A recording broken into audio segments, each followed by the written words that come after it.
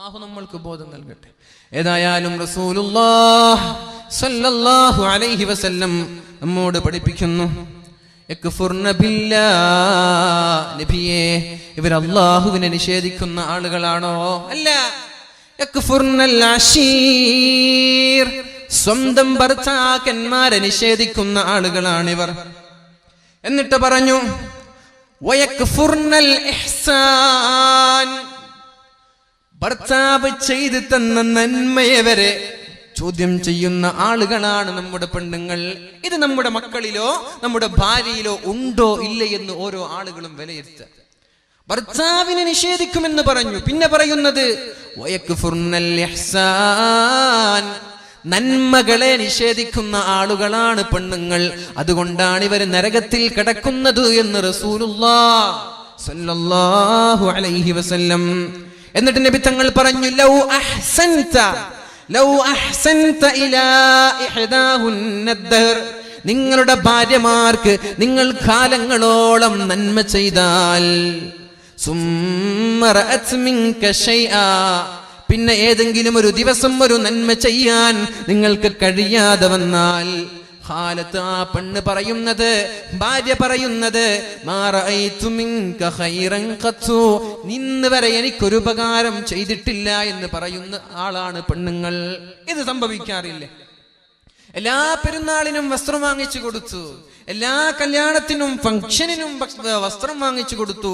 ഒരു കല്യാണം വരുമ്പോ എന്തോ ഭർത്താവിന്റെ കയ്യിൽ പൈസയില്ല. ഭർത്താവ് പറഞ്ഞു, കുഴപ്പമില്ല, കഴിഞ്ഞ ആഴ്ച വാങ്ങിച്ചു തന്നതല്ലേ, അഡ്ജസ്റ്റ് ചെയ്യേ. അതാണ് നല്ല പെണ്ണ്. ഭർത്താവിനെ ദീനിയായ കാര്യങ്ങളിൽ സഹായിക്കുന്ന പെണ്ണാണ് ഏറ്റവും നല്ല പെണ്ണ്. അല്ലാത്ത പെണ്ണുങ്ങളൊക്കെ മോശക്കാരാണ്.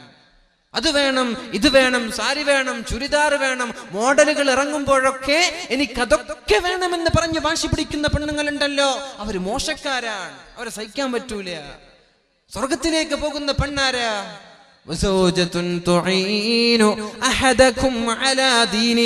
ദീനിയായ കാര്യങ്ങളിൽ ഭർത്താവിനെ സഹായിക്കുന്ന പെണ്ണാണോ, ആ പെണ്ണെ നിനക്ക് സ്വർഗത്തിൽ പോകാൻ പറ്റൂ.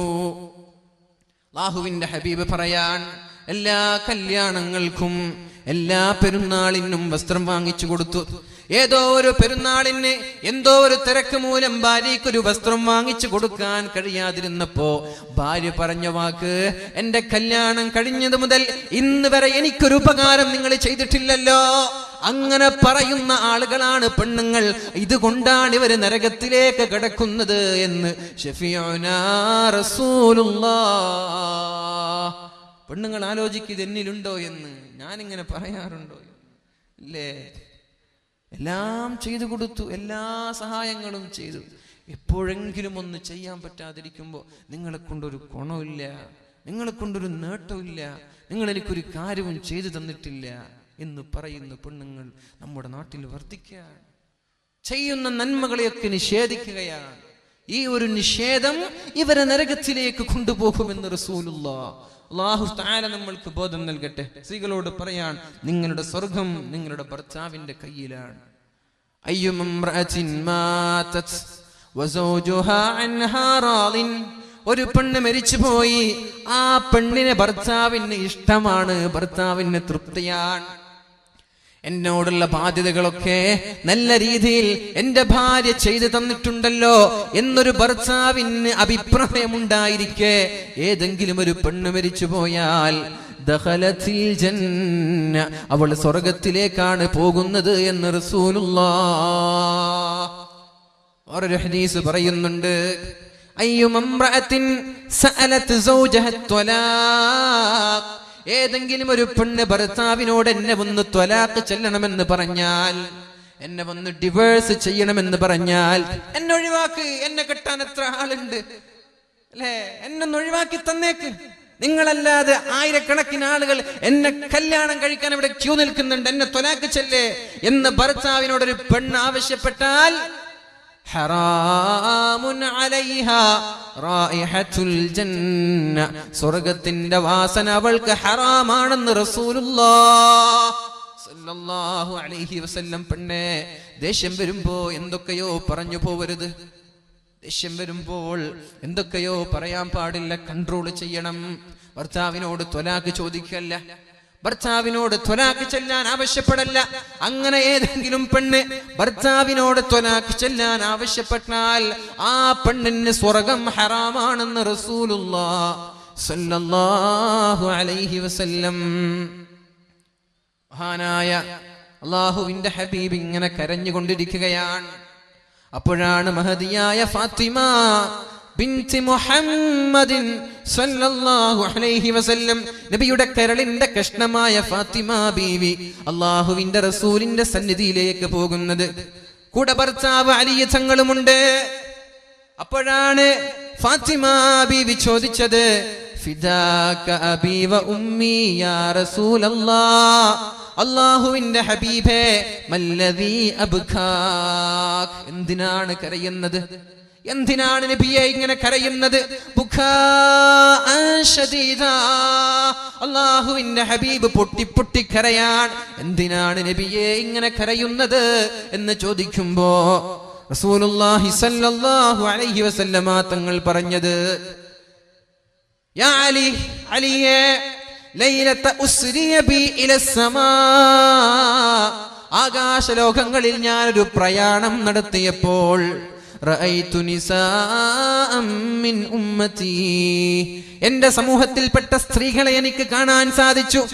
മിൻ ശിദ്ദതി അദാബിഹിന്ന, അവരനുഭവിക്കുന്ന ശിക്ഷകളുടെ, പീഡനങ്ങളുടെ, പ്രയാസങ്ങളുടെ ആ ഒരു ഗാംഭീര്യം കണ്ടപ്പോൾ എനിക്ക് വേദന തോന്നി. അലി, അവരനുഭവിക്കുന്ന ശിക്ഷകൾ കണ്ടപ്പോൾ എനിക്ക് വിഷമം തോന്നി. എന്റെ ഉമ്മത്തിൽപ്പെട്ടവരാണല്ലോ, 4 കാര്യം ചെയ്താൽ സ്വർഗത്തിൽ കിടക്കാമെന്ന് പറഞ്ഞവരാണല്ലോ, എന്നിട്ടും ഇവര് നരകത്തിൽ കിടക്കുന്നത് കണ്ടപ്പോ എനിക്ക് സഹിക്കാൻ പറ്റുന്നില്ല അലിയേ, അതുകൊണ്ടാണ് ഞാൻ കരയുന്നത് എന്ന് റസൂലുള്ളാഹ്. നബി ഒന്ന് പറഞ്ഞു തരുമോ, എന്താണ് എന്റെ സമൂഹം ചെയ്യുന്നത്? നബി തങ്ങൾ പറയാൻ തുടങ്ങി, റഅയ്തു ഇംറഅതൻ മുഅല്ലഖതൻ ബിശഅരിഹാ യുഗ്ലാ ദിമാഉ റഅസിഹാ. അല്ലാഹുവിന്റെ ഹബീബ് സ്വല്ലല്ലാഹു അലൈഹി വസല്ലം വിശദീകരിക്കാൻ തുടങ്ങി അവിടെ കണ്ട രംഗങ്ങൾ. ഇത് കേൾക്കുമ്പോൾ പെണ്ണെ, ഞങ്ങൾ ആലോചിക്കേണ്ടത് ഈ ഒരു സ്വഭാവം എന്നിലുണ്ടോ എന്നാണ്. അപ്പുറത്തേക്ക് കഴിച്ചുകൊണ്ടല്ല, അയൽവാസിക്ക് കഴിച്ചുകൊണ്ടല്ല, നമ്മളിലുണ്ടോ, എന്നിലുണ്ടോ എന്ന് നോക്ക്. എന്നിലുണ്ടെങ്കിൽ നമ്മളത് മാറ്റണം, രക്ഷയില്ല. നമ്മൾ ചിന്തിക്കേണ്ടത് എന്താണ്? എന്റെ ഭാര്യയിൽ അതുണ്ടോ, എന്റെ മക്കളിൽ അതുണ്ടോ, എന്റെ പെങ്ങന്മാർ ഇത് ചെയ്യുന്നുണ്ടോ, എന്റെ മാതാപിതാക്കൾ ഇത് ചെയ്യുന്നുണ്ടോ?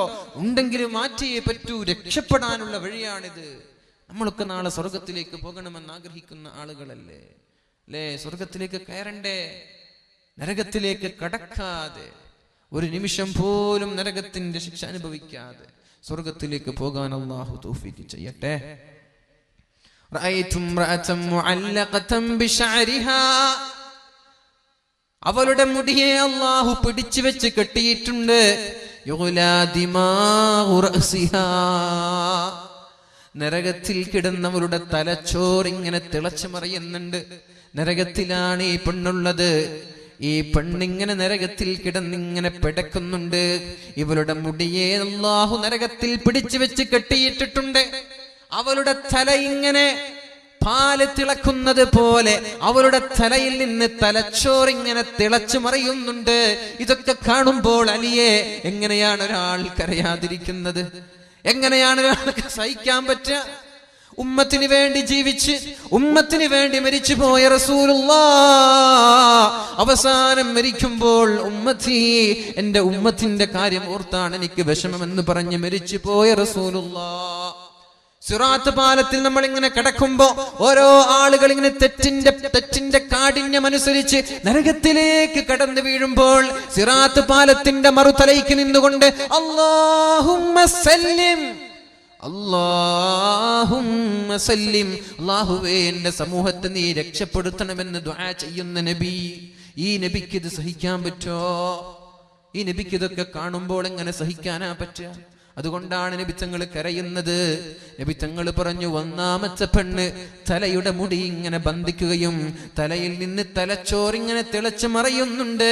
അപ്പോഴാണ് ഫാത്തിമ ബീവി പറഞ്ഞത്, നബിയെ, ഈ പെണ്ണാരാണ്? എന്ത് തെറ്റാണ് ഈ പെണ്ണ് ചെയ്തത്? ഈ പെണ്ണിന്റെ പാപം എന്താണ്, ഈ പെണ്ണിന്റെ കുറ്റം എന്താണ്, ഈ പെണ്ണിന്റെ ന്യൂനത എന്താണ് നബിയെ എന്ന് ചോദിക്കുമ്പോൾ അല്ലാഹുവിന്റെ റസൂല് പറഞ്ഞു, ഫഇന്നഹാ കാനത് ലാ തുഗത്തി ശഅറഹാ മിനർ റിജാൽ. അന്യപുരുഷന്മാരെ കാണുമ്പോ തലമറക്കാത്ത പെണ്ണാണവൾ. ഉസ്താദുമാരെ കാണുമ്പോ മാത്രം തലയിൽ തട്ടമിട്ടിട്ട് കാര്യമില്ല. അങ്ങനെ ചിന്തിച്ചിട്ടുണ്ട് ചില ആളുകൾ. ഉസ്താദുമാരെ കാണുമ്പോ പടച്ചോൻ എന്തൊരു ഈമാൻ. നടന്മാരോ സെലിബ്രിറ്റികളോ വരുമ്പോ പിന്നെ ഈമാനൊക്കെ വലിച്ചെറിഞ്ഞു, പിന്നെ സെൽഫി എടുക്കുക, പിന്നെ ഷോൾഡർ പിടിക്കുക, പിന്നെ കൈ പിടിക്കുക. ഇതൊക്കെയാണ്. ഇതാണോ ഈമാൻ? അല്ല. അന്യപുരുഷന്മാരെ കാണുമ്പോ തലയുടെ മുടിയെ മറച്ചു വെക്കാത്ത പെണ്ണ്. അല്ലാഹുവിന്റെ ഹബീബ് പറയാൻ, ഫഇന്നഹാ കാനത് ലാ തുഗത്തി ശഅറഹാ മിനർ റിജാൽ. അന്യപുരുഷന്മാരെ കാണുന്ന അവസരങ്ങളിൽ തലയുടെ മുടി കാണിച്ച് നടക്കുന്ന പെണ്ണ്, ആ പെണ്ണിന്റെ തലമുടിയെ അല്ലാഹു നരകലോകത്ത് ബന്ധിക്കുകയും അവളുടെ തലച്ചോറിങ്ങനെ തിളച്ചു മറിയുകയും ചെയ്യുമെന്ന് കാലാകാലം ഇതനുഭവിക്കേണ്ടി വരുമെന്ന് റസൂലുള്ളാഹ്. വീട്ടിൽ നിന്ന് സ്കൂളിലേക്ക് കടന്നു പോവാൻ പഫ് ചെയ്ത് പോകുന്ന പെണ്ണുങ്ങളില്ലേ അല്ലെ? പഫ് ചെയ്ത് മുടി ഇങ്ങനെ കുത്തിക്കയറ്റി വെക്കുക, എന്നിട്ട് ഹിജാബ് തലയുടെ നടുവിൽ വെക്കുക, മുടി ഇങ്ങനെ പൊന്തിച്ച് നടക്കുക, മുടി കട്ട് ചെയ്ത് മുടിയുടെ കഷ്ണം ഇങ്ങനെ തൂക്കി നടക്കുന്ന ആളുകളില്ലേ? 1500 2000 നൽകി മുടി അയൺ ചെയ്താ പിന്നെ ആളുകൾക്ക് കാണിച്ചു നടക്കണ്ടേ?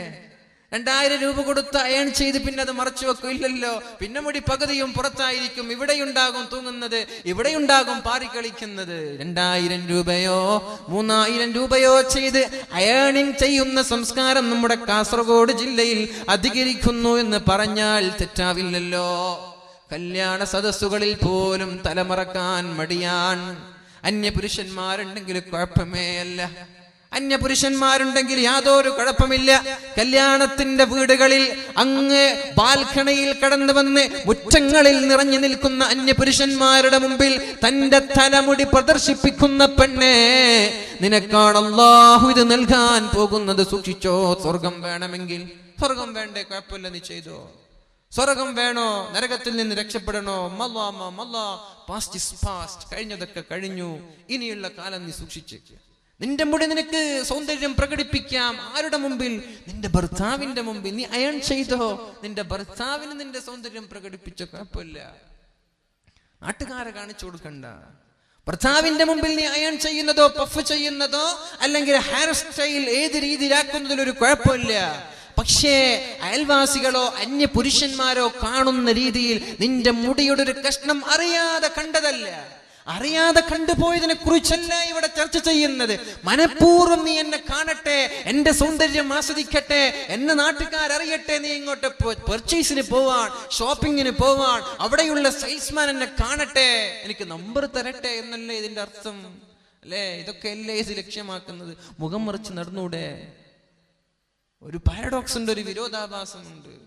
18, 16, 17 വയസ്സുള്ള പെൺകുട്ടികൾ മുഖം തുറന്ന് നടക്കുക, വൃദ്ധയായ പെണ്ണുങ്ങൾ മുഖം മറച്ചു നടക്കുക. ഇതെന്ത് ബന്ധമാണ്? ഇതെന്ത് ദീനാണ്? ദീന് പറയുന്നത് എന്താ?